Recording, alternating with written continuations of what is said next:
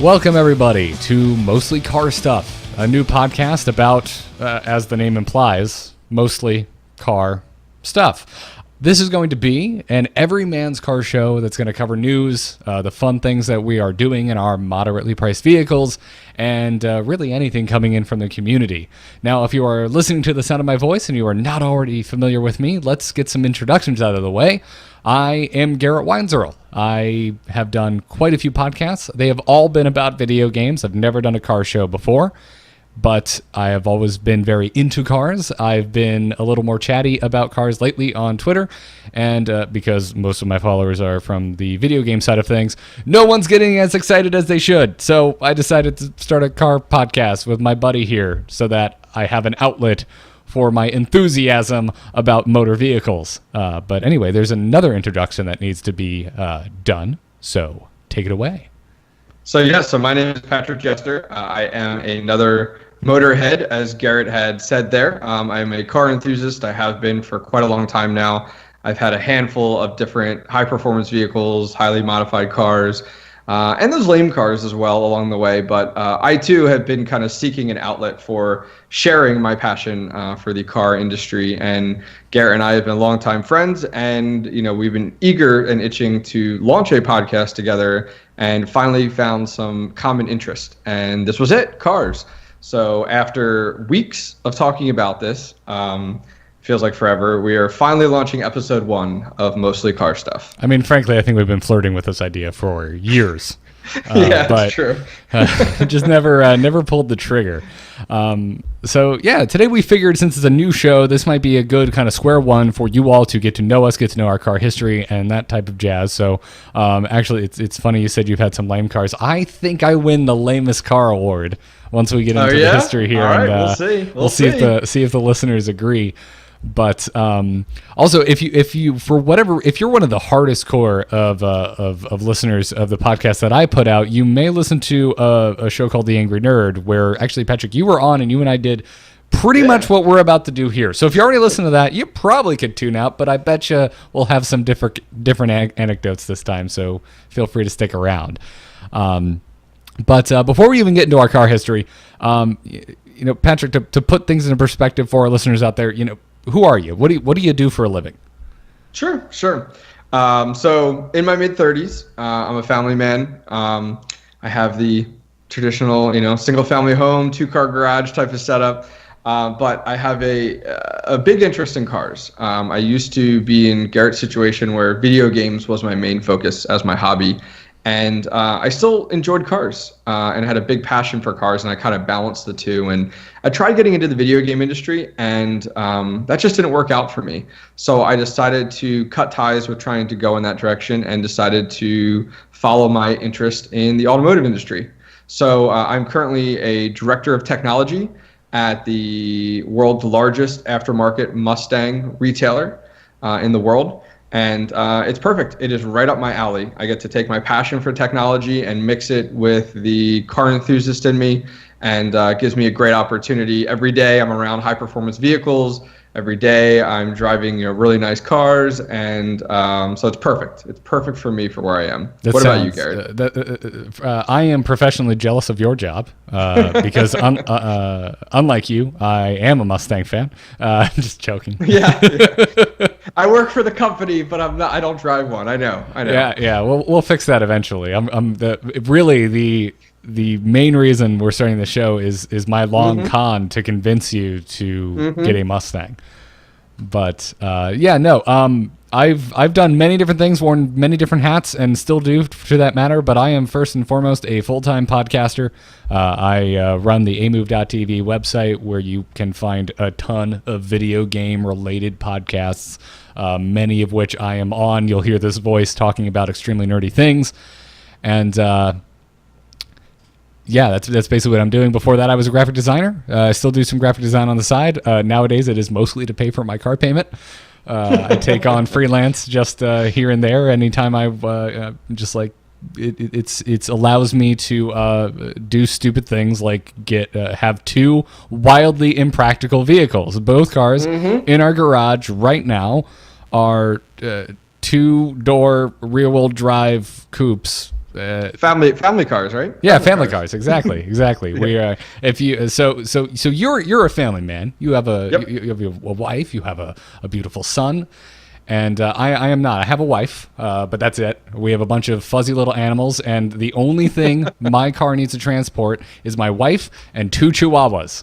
That is it, and that's a very low bar to clear. So folks, he earns his man card with what he drives. It's okay, all right?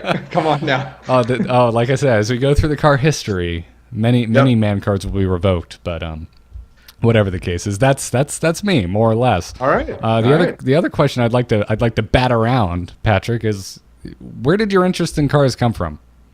Sure. Without getting too deep into it.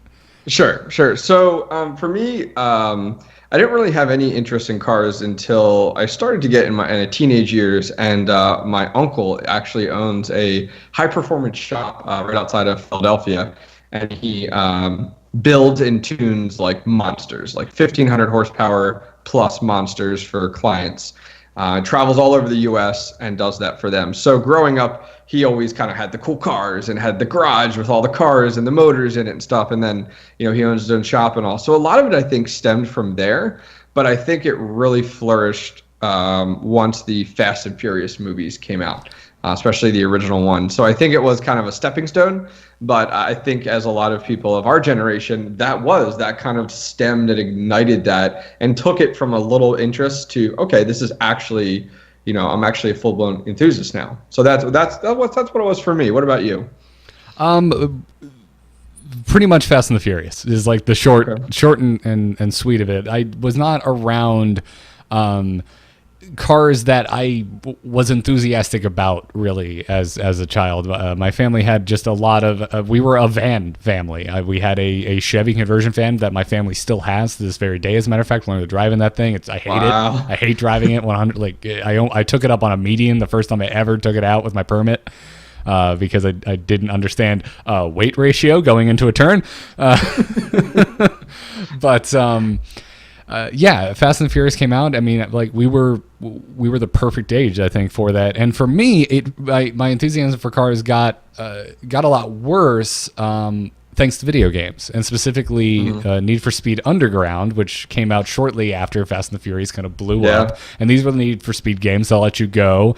And it's funny that you think about it now. It was the first Need for Speed game that let you drive crappy cars and mod the living hell out of them. Because every Need for Speed before that, it was like Ferraris and Lambos and BMWs and Jaguars and all those things. And then Underground comes out, and finally I can go and put myself in a Honda Civic and take it around a virtual Los Angeles.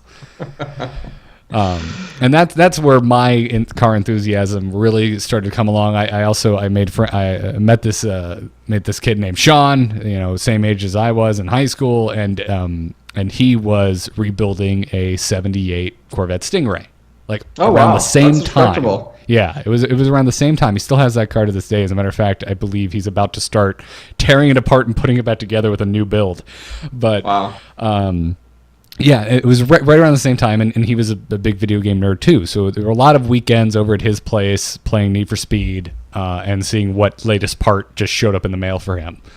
And then that was around the time, but I never had a car I was particularly enthusiastic about until college. So with that in mind, let's talk about our car history, and I'll bat the ball right back to you, man. Where were your humble beginnings on four wheels? Oh, my humble beginnings. So I was of that age, 16, where you can't afford anything unless your parents are dishing out the money. So for me, that wasn't the case. So my first car was a 1995 Saturn SC2.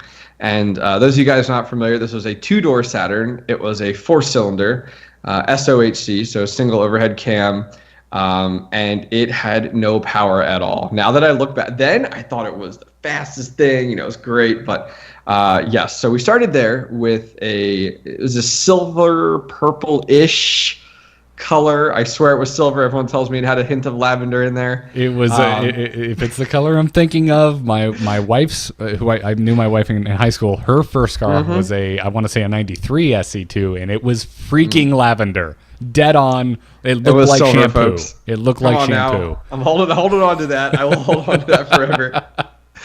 So then from there, I moved on to, later in high school, moved on to a 1999 Oldsmobile Alero.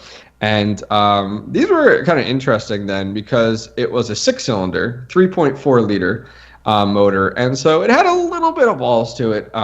First gear was great, second gear was great, and then after that just fell off. But it was 6-cylinder, so it was decent. I still thought the car was cool, tinted the windows, put on a replacement muffler, and that was probably about it.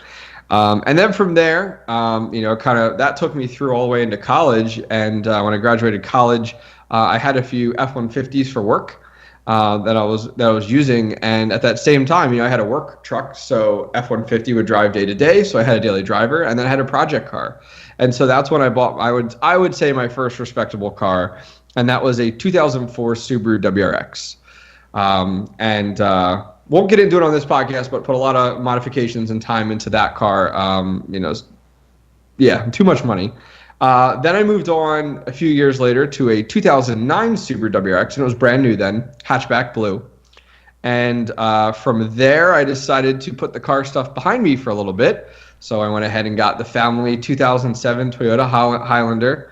And that only lasted me about 12 months, and now I'm right back in it with a 2005 Subaru WRX. So that is my current car, my current passion, and also my current project car. You went the wrong way on the years, man. You are past my favorite car that you've owned. You had the Subaru Blue 2009 hatchback WRX. That's like my all-time favorite Subaru car.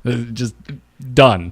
I mean, short of slapping STI on it and keep other than that, but that one was one where I didn't even do much to it from its stock form. Some tunes, some bolt-ons, and nothing crazy. But yeah, for me, I had to let go of it because it was like a $420 car payment that sat in my driveway because I had a work vehicle then too. Oh, okay. And I was like, okay, for $420, I drive you in the evenings, maybe when I come home, and on the weekends. And I was like, I can't justify it. Like, it's not like it's a project car where it's paid for, sitting in the garage, and you work on it as you need to. So, yeah, so that's kind of my roster and rundown. What about you, Garrett? Where do we start with you? Well, short of having an affinity for SC2s, because I remember cruising around in Katie's back in the day, which by the way, you get points for the SC2 because you came in 2 years under when they got rid of flip lights. So it was like, it's so ugly.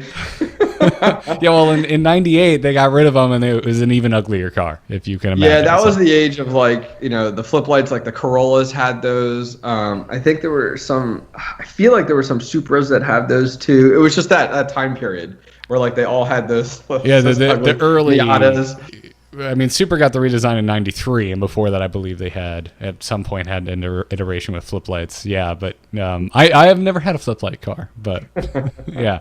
No, my first car, it was very, very same as you. I was in high school, 16, got my license, no money at all, and I was very lucky that my parents even bought me a car, even though it wasn't new or fast or even remotely attractive to look at, because my first car was a 1996 four-door Honda Accord, running the four-banger. It was white with taupe interior because I grew up and still live in Florida, which means all of your used cars were probably owned by retirees. And luckily, as we've moved into 2010 and beyond, taupe interior has more or less died off. Most cars, they don't even offer it anymore. But I distinctly remember looking at used cars up until very recently in Florida and just wanting to vomit because every car you find has taupe interior. So that was my first car. I loved that car. I have had so many good memories in it, but it was such a horrendously unremarkable vehicle. Really nothing to write home about. Yeah, it's that first car. It's nothing like, you look back on it and it's like, it may do, but it's so funny because, like, I talk to, like, my parents, and my mom will be like, oh yes, my first car was a 1968 Firebird, or my dad was like, oh, mine was a 1968 Z28 Camaro, and I'm like, I drove a Saturn. Yep, my Ford. my dad's was a 69 Camaro. Oh my gosh. And he always reminded me of that.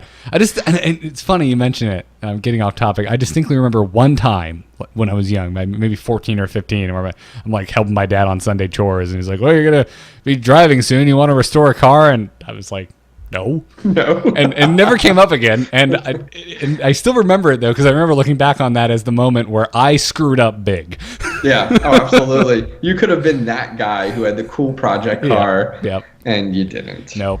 I was 14 and just realizing that I could call girls on phones so that they could hang up on me. Yeah, I was busy.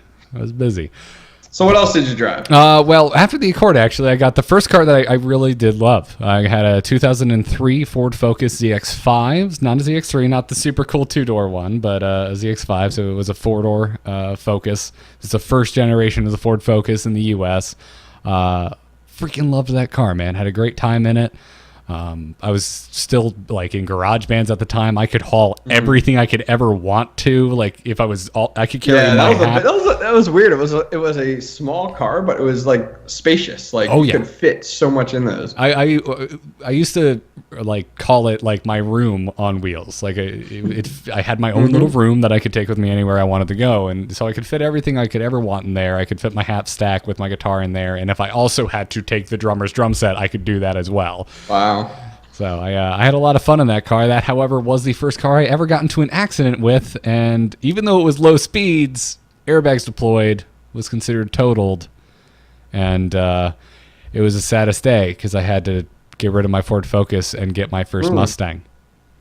Oh, yeah, look at you. But it wasn't a GT. It was I got a 2007 Mustang. It was just a V6. All of these, by the way, automatics. Never had a manual car. It'll come. Don't worry, folks. It'll happen. Just listen. Bear with us. And I absolutely fell in love with this car. 100% loved this car like crazy. Got it my senior year of college after putting the poor Focus in the grave. And had a lot of fun with it. I moved across the country in this car. I moved to Southern California after college. Drove all 3,000 plus miles in a 2007 V6 Mustang, and it just felt like the American dream, right? Like, like this is what you always dream of doing growing up in America, is getting a muscle car, even though it's not really a muscle car because it's a V6 and an automatic and it barely has 200 horsepower. But whatever, ignore all of that because it was the dream. I threw what I could fit in there, and that's what I moved out to LA with, and then furnished my apartment in the cheapest plastic stuff from IKEA I could find. And it was so I had a lot of emotion attached to that car. And then I spent almost 2 years driving 13 miles, but it would take 2 hours, and just guzzling gas, just losing so much money, sitting in a parking lot, driving from the valley. And it was V6 too. It wasn't even like you had a GT or anything. Okay, first of all, if you go back and you look at the MPG between a GT and a V6 of that year, it's off by I think 4 miles to the gallon. Really? It is not a big difference, and you should just get the GT. Is the point I'm trying to make? Just get the frickin' GT. If you're looking at 2005 to 2010 Mustangs, the gas mileage is, who gives a shit? So I'm telling you all of this now, so that hopefully my next car lands lightly. So after almost 2 years of just dying. Just wait for it, folks. It was exotic. Just wait. Making almost, barely making enough to scrape by, and losing a lot of that to just gas, just burning up in the back. I got a Prius. Say it again. I got a Toyota Prius. Yeah. I'm that guy. I have had a Prius, and I enjoyed the Prius. It reminded me of the Focus. Hi, my name is Garrett, and I drive a Prius. Yeah, it was my first new car because I leased it. Sure. I enjoyed my push button start, and the you touch the handle and it unlocks, and that was all very nice. As I was driving a lot. I moved back to Florida, and I was driving 50 miles a day. Yeah. And I still also had the the nightmare memories of LA traffic in a V6. So went and leased myself a Prius. And slowly my soul started to die, basically. Luckily, though, I leased it, so there was a light at the end of the tunnel, whether I liked it or not. Like you could give it back. You know? Yeah, at some point that car was going to go away, and go away it did, and our lease was on that was going to so in the process of having the Prius, I got engaged. And wedding was coming up, and my lease was going to be up on the year of our freaking wedding, and we're sitting there, of course, saving money and figuring out how much the wedding is going to cost. Yep. Yeah, all that kind of stuff, and being like, oh crap, this is a really bad time for our lease to come up. What the heck are we going to do? And the 2015 Mustang had just come out, redesigned, looking great. I don't like that the front lights wrap around the side, but beyond that, I think they look great. Very excited, but in my head I'm like, oh, you know what though, those 2014s, I like that body style even more, and I bet you they're gonna want to get rid of those damn things because the 15 just came out. So I'm talking Katie Zeroff left and right about how our lease is going to be up and we should go and get a Mustang, and she's like, well, that's all well and good, but we have basically no money to put down, and Toyota will probably incentivize you to stay with them. And this is what she would just... Dang, that reason, that voice of reason. Yeah, where did they come from? And she just, kept, every time we would have this discussion, she would bring that back up. And one day, bring the Prius in for its oil change, because it's a lease, and all that stuff is covered. Walking around the lot. There's an FRS here. That's cool. I haven't seen one of these in person yet. Looking around at it. Salesperson comes over, asks me if I would like to test drive it. I have an hour to kill, so the answer, of course, is yes. Take it out. Man, he's good. He's good. Take it out. Realize, you sucker. This is really fun. This is an extremely fun car. And I already knew that my bride-to-be Katie thought this was the coolest damn thing to come out ever. She loved the car. She also enjoys vehicles. She was driving around a Scion TC at the time, so she already had some Toyota loyalty in her.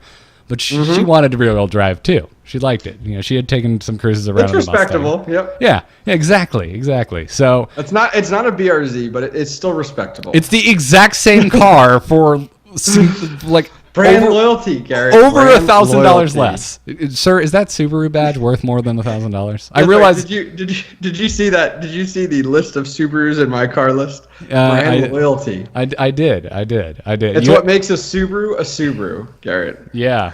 The price for nothing extra whatsoever. Okay. We don't buy cars for the price, Garrett. Come on.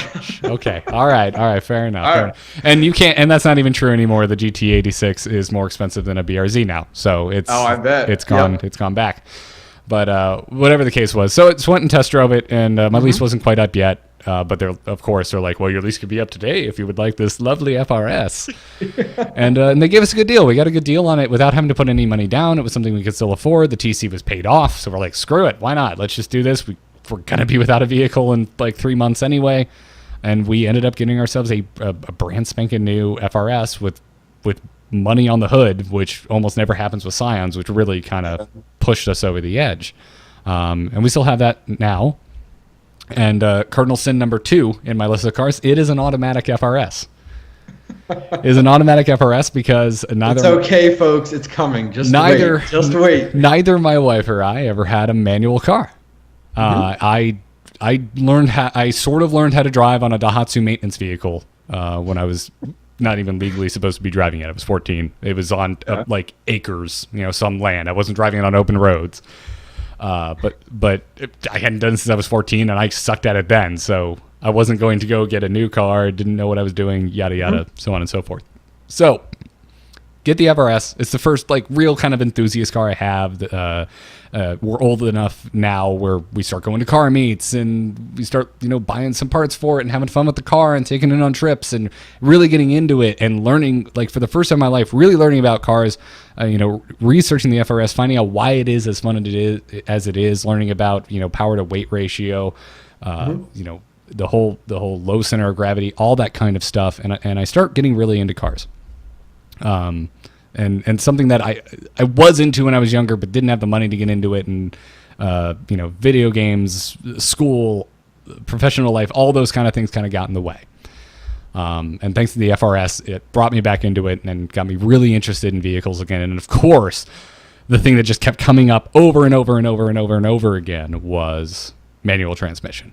Manual transmission. If you are an enthusiast, why are you not driving a manual transmission? On top of that, if you are driving an FRS or a GT86 or a BRZ, whatever the hell you want to call it, why are you not driving a manual transmission? Because it's the whole point of the car is that because of the fact that it only has 200 horsepower, you can drive it 10 out of 10. You drive it everywhere. The way it should be driven. Exactly. It's a whole different experience. Yes, with that needle buried in the red, even if you're just getting groceries.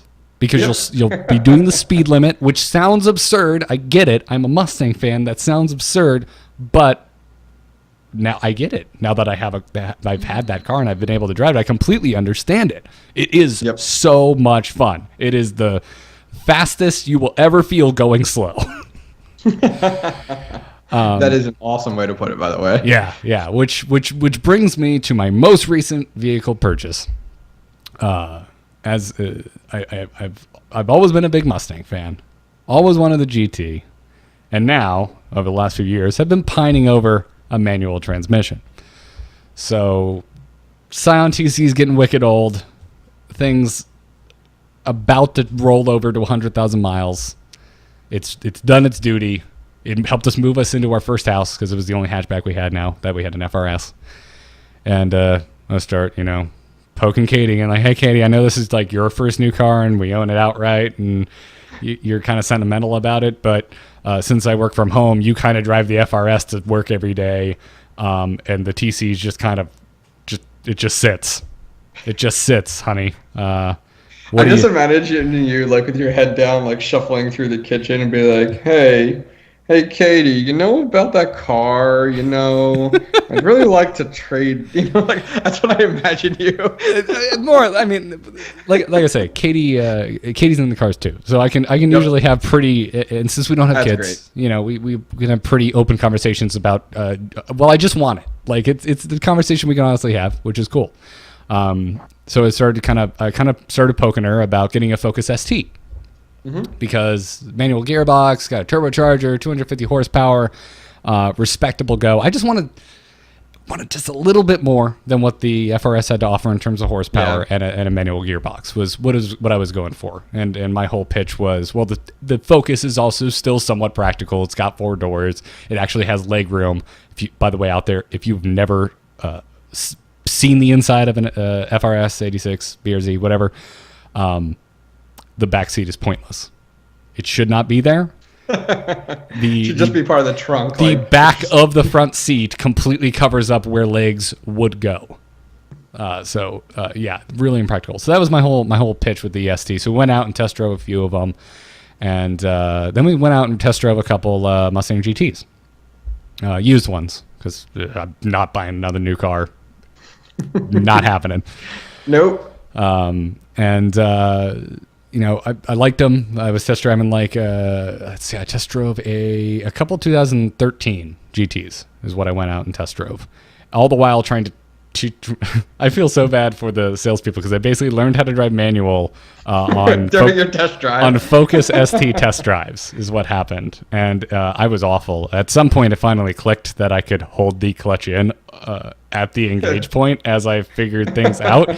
That didn't click originally. Also, if you haven't noticed by listening to this, I'm going to be that noob, by the way. This podcast, as much as it will be Patrick and I geeking out about cars, it's also going to be me actually kind of learning how to drive.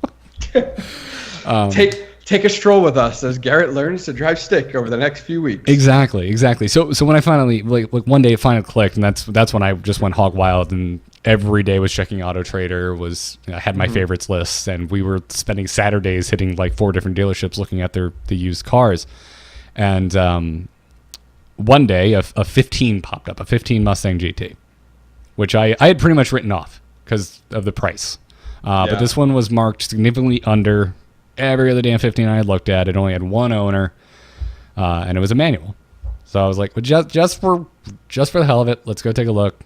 Katie was all for it because she likes the way they look. And we went and test drove it, and then afterwards, Katie and I are talking. I'm just like, well, I mean, the ST would be cheaper. They're fun. It's plenty of fun for your dollar. And Katie just goes, I like the GT better. Whoa, she's a winner. And I think I even told you that at one point. Like, she's a keeper. Yeah. She's letting you buy it. That was the point where I'm just like, well, I'm not going to argue that on this one. I would much rather have the Mustang GT. And every car guy's listening to this, like, my wife was nothing like that. Where do I find one? You know, it's always the complete opposite, you know. I'm sure some folks out there have had this very similar experience, but I know certainly that isn't the case for many. So I'm very aware of how lucky I am. But that was hilarious. That was because I thought I was trying to be reasonable about it. I wasn't gonna be like, let's get the loudest V8. Let's do that. But with that in mind, we talked about the money aspect of all of it. They gave us what we were actually above what we were hoping to get for the TC. And now my latest car that we have added to the garage is a 2015 Mustang GT with a 6-speed manual gearbox. Yep. It's a long way from a Prius. Yes. He has earned back the man card, folks. We are good to go. We can proceed with this podcast. Yeah. So that has, dear God, I would not recommend anyone try and make a Mustang GT their first manual car.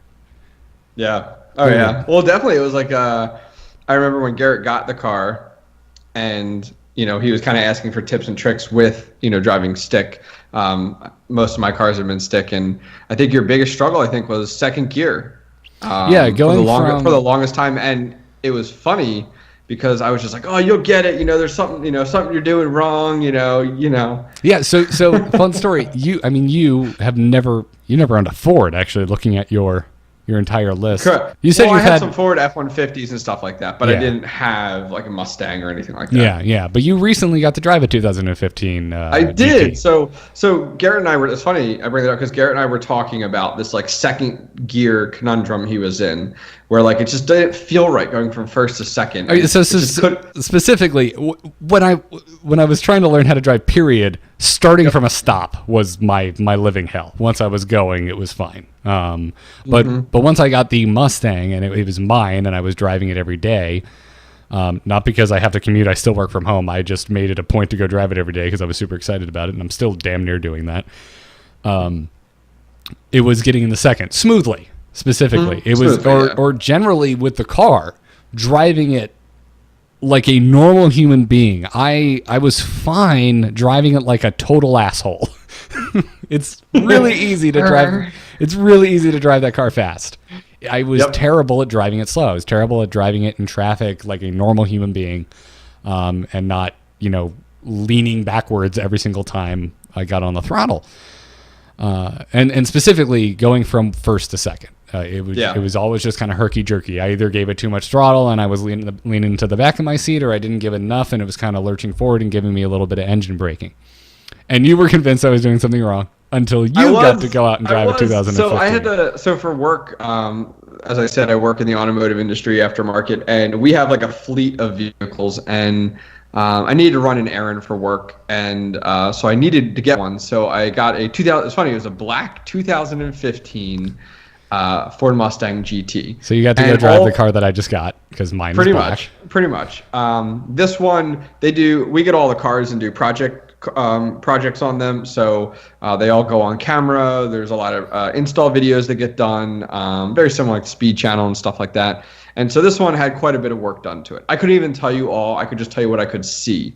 It sounded amazing. It was very beefy and fast.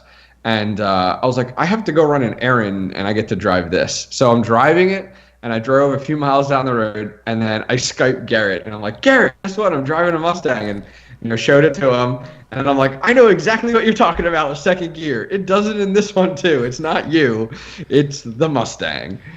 It's a touchy gear. I'm fine now if I'm if I'm really trying, and I still have to really try, you know, if you're trying to learn manual nowadays, I'm assuming you did what I did. You probably watched some videos on YouTube and read a bunch of stuff on forums and whatnot. And the thing I kept hearing over and over again is you're going to have to think about it when you first start, but eventually it just becomes second nature. And I am at that point, third gear and beyond. Second gear, I still have to be 100% just in the zone if I want it to be a smooth transition. And it's almost like I have to kind of feather the clutch out with the same delicate nature as if I'm starting from first. It's because it's also, from everything I saw, it's also because of the amount of torque that you have in second gear in those cars that it makes it so difficult to like get super smooth. I have an easier chance with my car, the WRX, because my turbo doesn't kick into 3,500 RPM, so it's easier. But you are completely right. Like when I drove that, I couldn't believe that like I was experiencing exactly what Garrett tried to explain to me over and over and over again. It was like, I'm trying to get this down, but I can't figure out what I'm doing wrong. And every time I go from first to second, it just like lunges forward, and it does. That's exactly the way it works. And it's just second gear. Like everything else is perfect. Yep. Yeah, but it is fun. But it's certainly I feel like I challenged myself maybe more than I needed to by making this my first manual. But at the end of the day, it was like, well, I'm going to get a car. Why not just get what I want? You know, learn how to drive. I mean, so I'm new to this. Worst case scenario, what happens? I burn my clutch out. Get a new clutch. I realize it's not the cheapest thing in the world, but as long as you don't dump the transmission too much, you don't have to worry about the transmission, you know. But yeah, and that's the thing with a clutch especially. And a clutch sucks to replace, but at the end of the day, it's kind of your gateway drug, so you're good. Yeah. So I certainly, I've never really modded a car like you have. I know you've had multiple project cars over the course, two, I guess, because you said your 09 you didn't really do much to it. Yeah, I mean, and that's kind of where I'm coming from. Like Garrett and I I tell you folks right now, we are not ones that we are going to go swap a motor or rebuild a motor. We are not that experienced. Well, hey, speak for yourself. If I ever get to the point where I feel confident enough, I can't wait to get that little four-banger out of the FRS. Yeah, right. But I have a little bit more time modifying my car, working on the car. I definitely would consider myself, kind of a tuner enthusiast. My passion cars have been WRXs. Love the Boxer motor. I love that Boxer sound. And so more, I have a YouTube channel. I modify my car on that YouTube channel, replacing parts, adding modifications, tuning it, stuff like that. So that's kind of where more of my background is more into that. But I think we both bring some great detail to the podcast with our backgrounds. And that's where we hope this show will be interesting to you. I love listening to podcasts on the road to and from work. And we thought this would be a perfect opportunity for your normal everyday car guy. And that's kind of where, this kind of show kind of came together. And we thought this would be a good launching pad for us today. Yeah, absolutely. As a matter of fact, you had to kind of talk me into it because I was just like, no one's going to want to hear from some guy that just barely knows how to drive stick. And you're like, no, there's probably plenty of people out there in the same exact position that you are in. So why not get it out there? So you convinced me. And hopefully there won't be too many emails coming into the inbox making fun of me for A, not knowing how to drive a stick, and B, C, D, E through Z owning a Prius. It's okay. We'll have plenty of people that go to me and correct me in many different ways. I'll be like, oh, yeah, this motor and this engine and this size. And they'll be like, nope, you're wrong. Here's a link. And I'm like, duh, come on. Yep. So anyway, I've been reading up on the S550, which is the specific Mustang that I have, and first mods and all that kind of stuff. And first I can already tell you, I want wheels in the worst way. Oh my god, I have the skinniest stock wheels Ford offers on a GT, like the basest of base freaking rims. I think they're 8.5 wide. First gear's pointless. Yeah, right. There's no point to first gear. And I've been spoiled with, albeit an automatic, but I can put it in the manual and manually mess with the gears with plastic paddle shifters. I've been spoiled with an FRS where I can just, again, take the red line everywhere. Can't do that in the Mustang unless I want to go to jail. Yeah, you have a little more. You have a little more torque now. Yeah, first gear. You got a big boy car now. Yeah. First gear is the only gear that I legally can kind of get away with that, and the wheels don't let me get away with it. It gets real tail happy even with traction control on. So I think the very first thing I would like to set my sights on are some wider wheels. And then also I was reading up, apparently a common complaint about my year of Mustang is the clutch feel. And I guess a lot of people either remove their spring entirely, which is not recommended, or replace it with an aftermarket spring that has different weight, essentially, for the spring tension. That's interesting. Yeah, I didn't realize that was such a struggle. I mean, I didn't mind it as much, but the car that I drove, but it could have been something different. Like, I really don't know what was in that car to start with, but that's great. I mean, I will warn you, once you start to modify a car, you get a bug, and that bug doesn't go away, and it just continues. Well, I mean, and then $1,000 later. I already have a bug, and it's called I want to rev out first gear. And the car is not currently letting me do that. So, yep, it's already started. It has already begun. But overall, I'm really glad I did it. I'm just smiling like an idiot kid every time I drive this thing around. I completely understand why people are cult-like in their love of the manual transmission. Mm-hmm. It's yeah, it was something I was always like, I don't need to learn how to do that. And now that I've had the time to actually go and learn, I'm very glad I did. Oh, yeah. I mean, I've had 3 cars, including my current one. And any fun car, we'll put that in that category, that I would get, I feel like it would have to be a manual. And eventually you get to the point, like you talked about, like second gear, you have to focus on stuff like that. But like the rest of it, like I swear, some days you completely forget that like I'm driving a car that requires some hand-eye coordination and everything like that, and it just is natural. And you're not looking at the RPM, you're not looking at your speedometer, you're just driving the car. But it definitely gives you that feel of like being one with the car. Like you feel like you have more control because you're determining everything about that. You're involved. You're involved in what the car is doing. Mm-hmm. And wasn't really a feeling I had before. The FRS let me kind of like flirt with that, right? Because you can put it into manual mode and manipulate the gears through that way. And that honestly, I think that was a cool learning tool for me because it let me understand. I didn't really even understand before then how gears worked. I didn't understand shifting down to go faster, more torque but less power in lower gears, more power, less torque in higher gears. Any of that stuff, I didn't understand it. So I think the automatic FRS in a way let me kind of learn that. And actually, I just took it out for the first time this weekend since I got the Mustang. I still love that car. My God, I was just throwing that thing around corners. Now you're like, I can really give it more power now. Higher RPMs, everything. Yeah, but I just had it to the floor like the whole time, and I was kind of laughing at it like, my God, this thing has no go. But it doesn't matter. I love them both for completely different reasons. I live in Florida. It's straight roads everywhere, and that's the Mustang just feels great. You get on the highway, you press the throttle down, your head goes in the back of your seat, and you're smiling. But the FRS is just an absolute blast because I can just toss that thing around a bend, and I'm not going to murder myself. Yeah, the rear-wheel drive is there.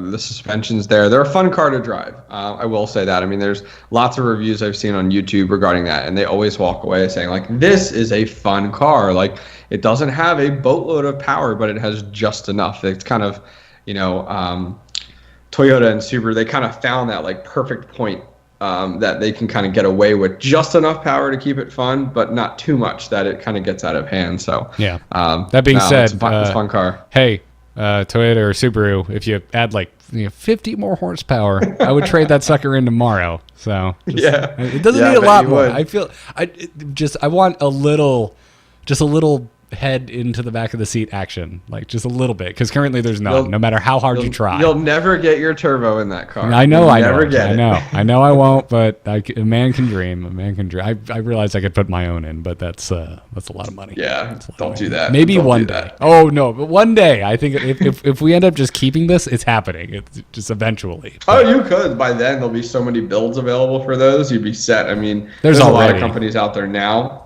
but by then, several years down the road, they'll have that kind of nailed down even more. Yeah, you already have your pick of the litter in both turbo and superchargers for the 86. So, that's sweet. But great. Yeah. Anyway, I think this is a good place to end this first episode. That's a good introduction to us, to the cars we've had, the cars that we currently have, and that we're enjoying, the kind of cars that we're into. So write us, let us know what you're into, what you thought of this first episode, what you would like us to talk about on future episodes. It's a new podcast. It's a blank slate. There's many places we could take it. We're going to probably go forward with the same format I use for all my video game shows, at least to start, which is news, personal discussion, and emails.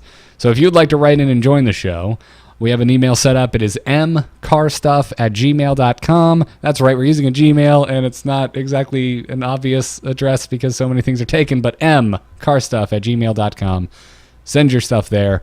Don't have a website up yet. Still figuring that out. I'm going to be syndicating this out on an A-Move TV blog, but we'll get a proper landing page for Mostly Car Stuff very soon. But until then, Patrick, you're all over the internet. Where can folks find you? Sure. So you can find me on Twitter and Instagram at the handle I used when I was more into gaming, and that is Octane Pro, SCII. And then where you can finally find the more car stuff will definitely be on my Instagram. I'm always posting, car clips and pictures and stuff like that, but mostly it's on my YouTube channel. I decided to start a brand new YouTube channel separate from my gaming channel, and I'm only doing car stuff on there. So it's car events I'm going to, track days. I do my entire project car on there, so every week I'm releasing a project car video.